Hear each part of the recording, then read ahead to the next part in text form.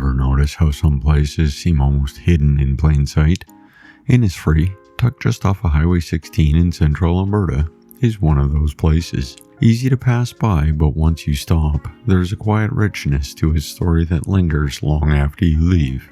Hello and welcome to the video. If this is your first time here, my name is Mike. If you've been here before, my name is still Mike, but you would have known that already.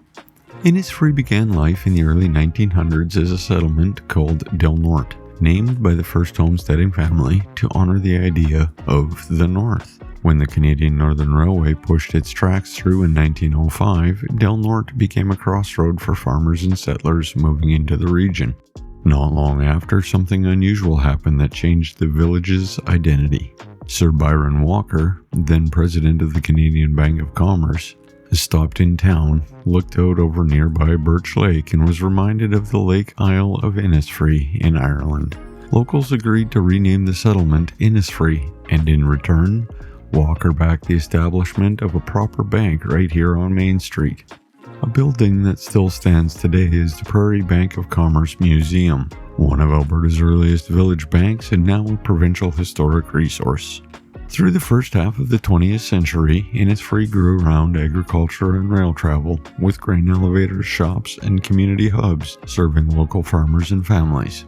Though the village has always been small, hovering around a couple hundred residents even now, those early institutions helped shape a sense of community and place that still defines the town. So what's the quiet mystery of Innisfree? Beneath its modest size lies a history shaped by connection to the land, to wider waves of settlement and commerce, and even a poetic memory of Ireland that lives on in its name and a heritage building. Today, Innisfree remains a close-knit community anchored by that legacy.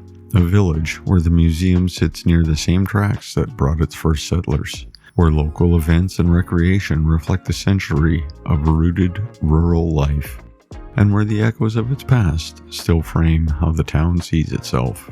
So if you enjoyed this little journey, give that like button a tap. It's free and oddly satisfying.